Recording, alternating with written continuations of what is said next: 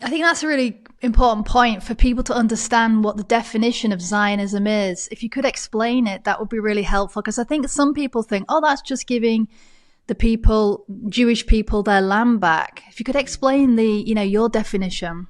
Sure.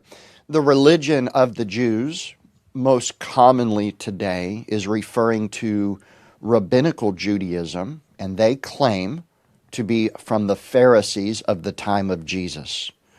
Rabbinical Judaism is commonly also known as Talmudic Judaism. The Babylonian Talmud is a series of books of rulings by their jurists, by their prophets, their masters, that if they'll say, well, this law doesn't mean this, and they have this ongoing debate sort of in commentary. And with that, the Babylonian Talmud has become the authority of Judaism. And with that, for instance, they say that it's okay to lie to the goyim, to kill the goyim, and that means like a soulless cattle. That's their word for Gentiles, or people that are not practicing the religion of Judaism. This is where we're going to get what's commonly called as the 7 laws of Noah, a concept you don't find anywhere in the Bible. We know about the 10 commandments, but the 7 laws of Noah are different, the Noahide laws. And with that, it would empower the world government, and specifically this global antichrist, to be able to put a Christian's neck under a guillotine and decapitate them. Word for word what it says in Revelation 20, that they would cut off their head because they would not worship the beast and take the mark of the beast. And the Noahide laws provide for that. This comes out of the Babylonian Talmud. It is Babylonian mysticism and witchcraft. God destroyed the nation of Israel. We know about the kings, and after David was Solomon, and Solomon, his son, lost it. The kingdom was fractured. The northern 10 kings were then called Israel, and the lower kingdom was called Judah. And shortly thereafter, in 2 Kings 16, it tells us that Israel was at war with the Jews. That's the first mention of that word, the Jews, and it is tied to the tribe of Judah, but there was more than just the tribe there. You had the Levites and the Benjamites and many others that abandoned Israel.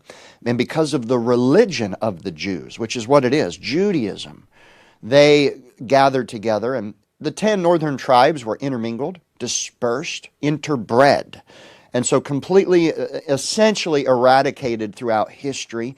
Many could show their lineage, but it's never been about a bloodline.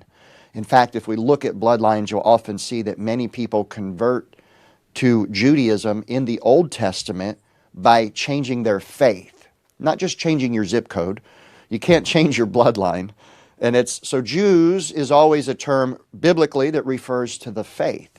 And so today when somebody says, I'm a Jew, they're talking about practicing a religion. But what's interesting about Zionism and Judaism, not all Jews are Zionistic, and not all Jews are religious. Most Jews are atheist or agnostic. They'll say they're God's chosen people, and then they'll turn right around and say they don't even believe in God. Many will say they believe they can become a God, much like the concept of the Eastern mysticism with becoming an ascended master. They think they can become a Christ, so to speak, their own Mashiach. And so Zionism is a branch off from Judaism that essentially materialized in the 1800s as a political movement. You have a religious movement that was happening with Eleazar ben Perelman. He changed his name to Ben Yehuda, and he began to revive Hebrew. Proto-Hebrew was a dead language for thousands of years. In the Bible, when it says the tongue of the Hebrews or the language of the Hebrews, it's often speaking of the language of Aramaic, which also came out of Babylon. And so the Hebrew language was Aramaic. Proto-Hebrew, Paleo-Hebrew were dead languages, unspoken. They could not discern how to speak it. It was not passed down.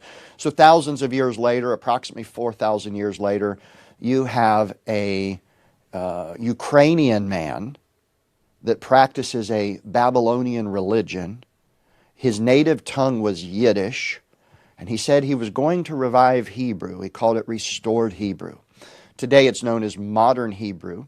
And unfortunately, because of the political movement of Zionism, started by Theodor Herzl, to reestablish the land of Judea, which became known as Israel, And by the way, it's not a nation. Most people are ignorant. They think it's the modern day nation of Israel. It's actually a political state created by the United Nations, which is an antichrist organization. And so Zionism was birthed in the late 1800s. There were several things happening religiously at the same time.